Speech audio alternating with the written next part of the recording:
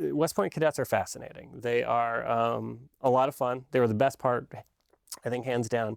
The two best parts about teaching at West Point were the history department and their incredible leadership and faculty, and then the cadets themselves, because the cadets are hilarious and funny and smart and surprising in many ways, including but they're also college kids, and so they will also say things that make you go, wait, what? that's not accurate in the least. But you get to have conversations there that you might not have in any other classroom, because those individuals have signed up to join this crazy thing that we call the United States Army, and have a really specific mission. And that's kind of have a heavy thing when you address it in a history classroom, because we're talking about all the things that those people in that profession have been asked to do, up to and including giving and taking life, which is, it's a really, that's a really fun thing to talk about at 7:40 in the morning.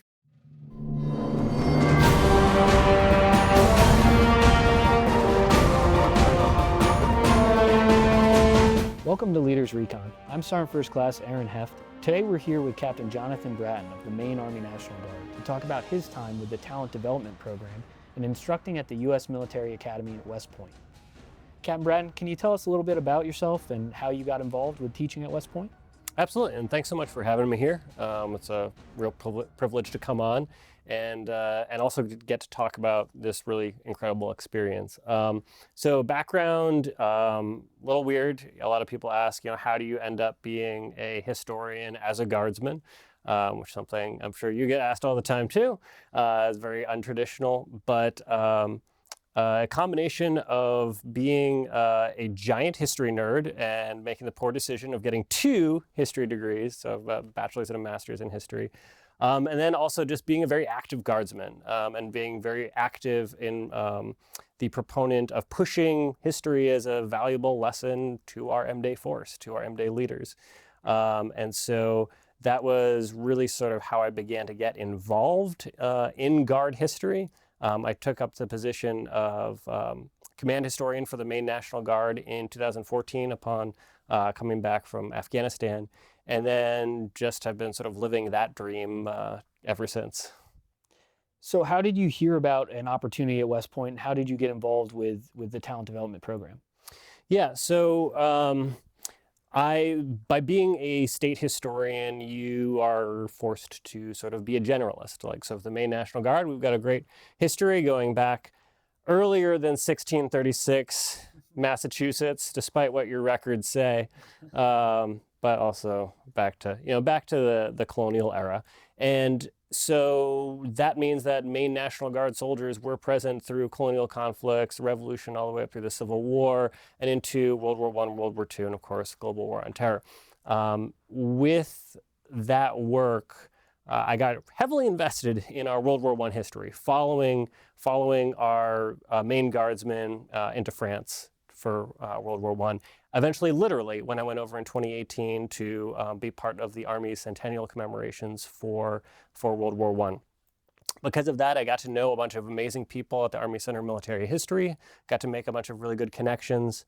And it was there that I sort of entered myself, I guess, into the running unintentionally, to be sort of the guinea pig for this thing that CMH put together called the Scholar in Resident or Historian in Resident program, which is a one-year tour at the U.S. Military Academy at West Point to teach history, and then one-year utilization tour at the Army Center of Military History. The intent being I'm able to go back and take everything that I got from USMA and from CMH, bring it back to my state and be more of a service to my adjutant general and our soldiers and airmen because of this program. And that's where the Talent Development Program comes in, because it's meant to do exactly that. So it was just sort of a perfect fit. Wow, that's outstanding. So I think about West Point, and you think about the academy itself, and you don't generally associate it with the Guard, right? So no, not so much. No. So as an M-Day Guardsman, your background coming up in the state of Maine, doing all the things that a traditional Guardsman does, how did that prepare you for West Point, and what was teaching there like?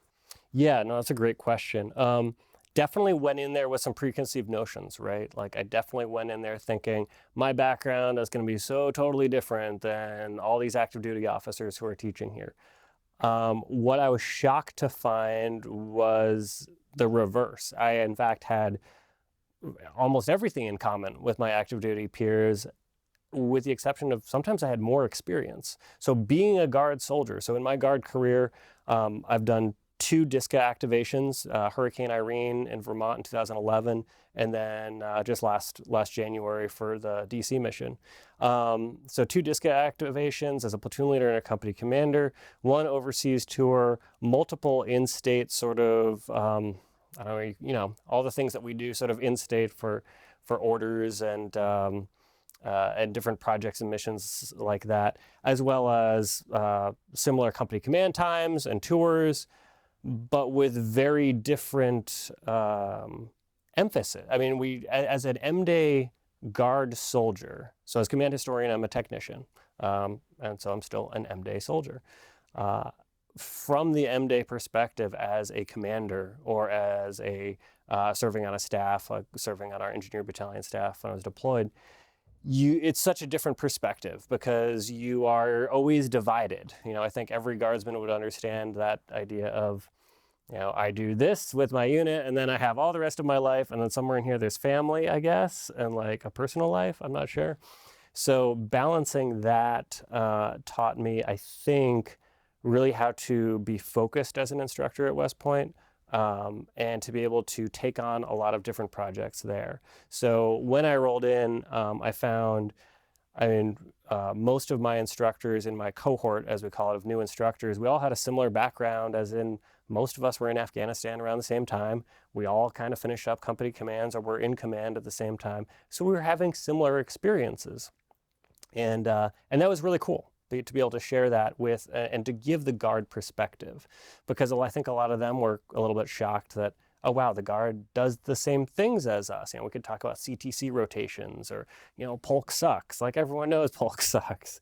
And so because of the background as an engineer officer, both as a general engineer in general engineering and combat engineer stuff, working with the 86th IBCT out of Vermont, I was able to make those connections very easily and form excellent friendships that still exist. And then as to how did that apply to teaching, to instruction? So as a first year rotator or as a junior rotator, you are, well, West Point doesn't, like, the instructors don't have lieutenants around. So as a captain, you are a lieutenant. You are the junior person there, which is fine. Honestly, actually, like coming out of command and going into, where you are the head person and going into a place where you have 0 authority whatsoever because you're not the superintendent, the commandant, or the dean, it was actually kind of nice. And so being able to take all my experiences from the Guard side and then bring it to the classroom, that was so cool. For most of the cadets, and I was teaching mostly for the fall semester, was all plebes, all freshmen, all brand new to this concept of what it means to be, in the Army. And then the second semester was sort of a mix of upperclassmen and lowerclassmen. But by and large, most of them didn't have a concept of what the National Guard did or was. One cadet made the unfortunate remark of talking about how it was sure great that the Army had the Guard in the reserve that hadn't deployed for the past 20 years. So if anything happened, and what's also is I sometimes was not the only Guard person in the classroom. Many of the cadets that were in there had been prior service Guard. So they could also speak up and be like, yeah, no, that's not how it is. Some of the deployment patches you see around are Guard soldiers. It's sort of one of those hidden secrets the Guard has of being able to get into West Point.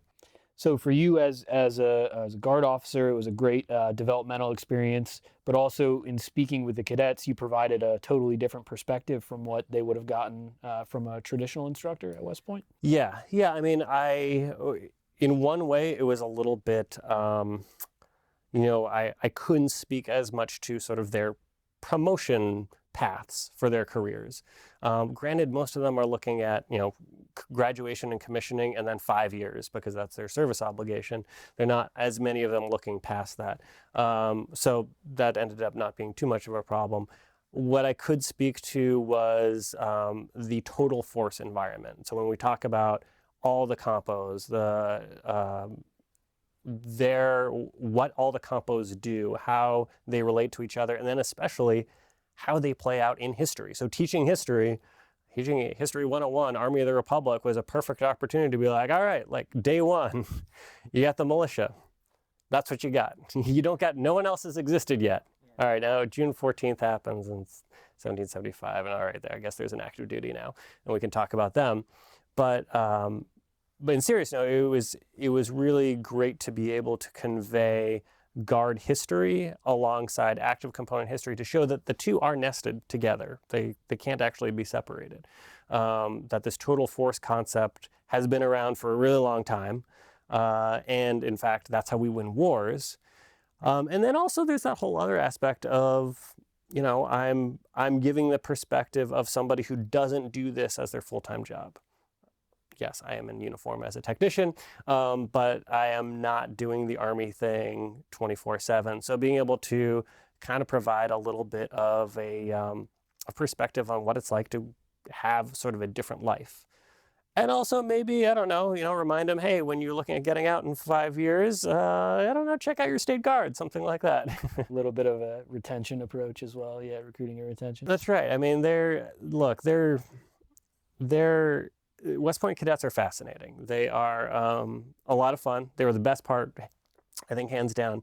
The two best parts about teaching at West Point were the history department and their incredible leadership and faculty, and then the cadets themselves, because the cadets are hilarious and funny and smart and surprising in many ways, including but they're also college kids, and so they will also say things that make you go, wait, what? that's not accurate in the least. But you get to have conversations there that you might not have in any other classroom, because those individuals have signed up to join this crazy thing that we call the United States Army, and have a really specific mission.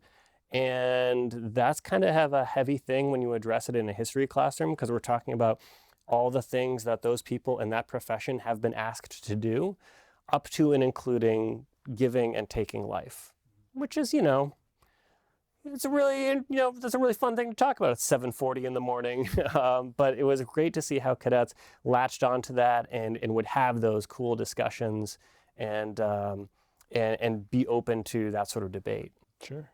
So looking back at this as a guardsman, and returning back to the state of Maine, what are you taking back from this experience to bring back to your own force and to kind of shape your experience when you go back to the engineer unit that you come from? Yeah, going back to the operational force. Yeah, that's a great question, and someone I've been kind of chewing on for a while. I mean, one, there's the technical aspect, right?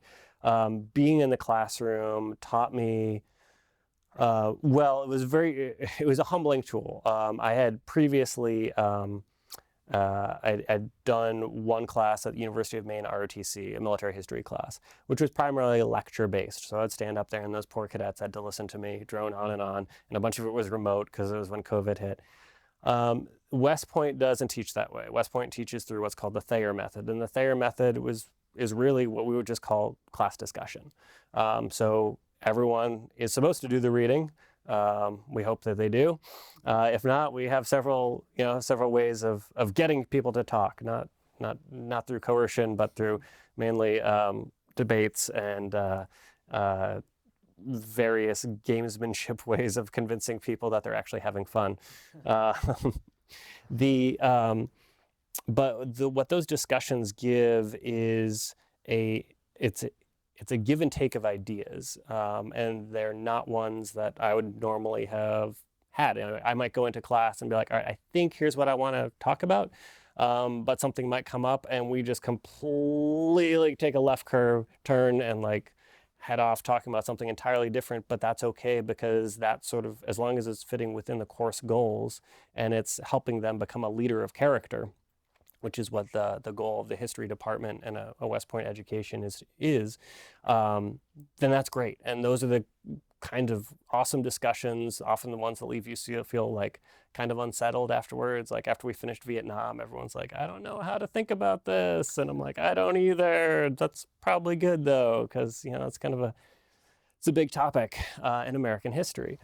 So learning a lot of those different educational techniques will definitely help me in my role as a state historian, also as a staff ride facilitator as well. And I also got really lucky to go on a lot of staff rides at West Point, taking the cadets to places such as, let's see, for spring break, we did the road to Gettysburg. So a whole week doing Fredericksburg, Chancellorsville, battles in between leading up to Gettysburg, and then 3 days at Gettysburg. We did Operation Market Garden this past spring, going to the Netherlands. And then I did a number of local staff rides and tours around West Point. All of that is additional information that I can bring back to the state to show, hey, look, here's how this is feasible. Here's different ways of doing things we might not have thought of before. Might be a little bit more economically feasible for some of them. And then I think also the other thing, just bringing back towards the operational force, is that idea of, what does it mean to be a leader of character? If I've just spent a year at West Point talking about leaders of character, like what does that mean from an ethical perspective? What is our duty, our obligation as officers? So it's really kind of a gut check, to be able to, after just, kind of the slog of, being an M-Day soldier, of just like, oh my God, I've just invested so much time as an XO, or I've just spent so much time on staff and everything you do seems repetitive and monotonous. And kind of a lot of times you're just being like, I don't know why I'm doing this anymore. And you're just exhausted, right? Especially in a senior leadership position, whether it's a platoon sergeant, first sergeant, company commander, that's exhausting. That takes a lot out of you if you are really committed. And this was a really good refresher in what it means to be in our profession, to be an officer, to be a soldier in the U.S. Army. And I think it's given me time to be able to reflect a little bit more on that and be recharged and able to bring that back to my role, whatever it is, in our engineer battalion. Outstanding. Yeah, it seems like Maine Army National Guard is going to gain a lot out of this experience on the M-Day side as well. That's what I'm really hoping. And I'm hoping that through this partnership with National Guard Bureau, Center of Military History, the U.S. Military Academy, and then that state, whenever we get Guard officers going through here, I hope they're able to see this symbiotic relationship where cadets are going to gain a different perspective, a totally different perspective from really the other instructors, so they'll see. The state is going to gain somebody coming back with a lot more institutional knowledge now. If they don't have a trained command historian, hey, this is a great way to get a trained command historian to step into that role. National Guard Bureau gets to have, a guardsman at West Point. That is so cool. You can have a person in those rooms, in those discussions, who does the, hey, what about the Guard? All those things that we've always wanted to do when you're like, man, does West Point or do these organizations ever think about the Guard? Similarly, at the Army Center of Military History, being able to provide that perspective to say, hey, remember, there is this whole other compo out there with all of this history, and how do we reach those soldiers? How do we help them develop? How do we meet their needs? And then also with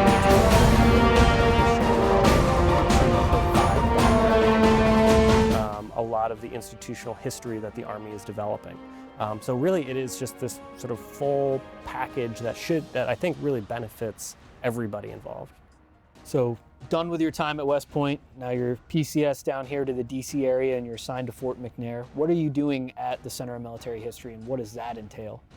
Yeah, it's a very different change of pace. West Point, you are driven by the schedule, and the schedule is hectic. I was teaching 4 sections per semester, so you're almost always grading, developing course plans, grading some more, doing office hours with students, going to meetings. There's a whole bunch of additional duties that fall on. It's the Army, of course. Everything has an additional duty. If it doesn't have an additional duty, then is it even happening in the Army?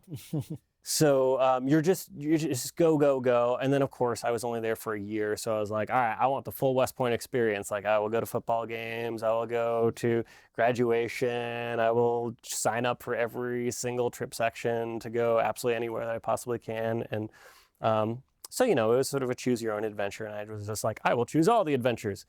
So I was busy. And then it was definitely not a 9 to 5 because, on the weekends you're grading, you're developing lesson plans, you're emailing with students, going back and forth about their assignments or just their stuff that's going on in their everyday lives, doing mentorship and development. Transitioning to CMH was kind of a shock because it is returning sort of to my roots as a historian, which is research and towards publications. So the great thing is that Center of Military History realizes, hey, we have a Guard asset here. Let's leverage this for some Guard stuff. So the different things I work on at CMH primarily are different projects the CMH has going on surrounding the 250th anniversary of the American Revolution. We're also looking at some history of defense support to civil authorities. And so all of that bringing in that specific unique Guard voice to be able to tell that side of the story. So it is a very different pace. It requires me to be a little bit more disciplined with my time, really focused. But it also does have me returning to the research aspect, which I really love, and then networking with the folks at CMH. And occasionally taking part in staff rides. So going to Normandy with yourself and the Maryland Army National Guard was amazing. Got some more coming up with Center Military History and some other organizations coming up. So still doing some of the traditional stuff, but really getting down into that research hole, so to speak. That's outstanding. So it sounds like you're going to have a pretty tremendous impact there and making sure the Guard story is captured. And making sure that as we shape the events of the 250th, the Guard has a piece to remember, our part in the founding of the nation. It's outstanding. Yeah, absolutely, and then also learning. It's a great organization to be able to soak up so much from so many different people and so many different experts. And so I think as a result of these combined 2 years, I can't even. The number of people who have had an impact upon me personally and in how I see myself, both as a historian and as an officer and as a guardsman, I would say that my perspective is so much more rich and full going back to the state after this. Great. So Captain Bratten, if you could go back 10 years in your career and give yourself a piece of advice, what would that be? All right, we're just going out with all the heavy questions today. All right.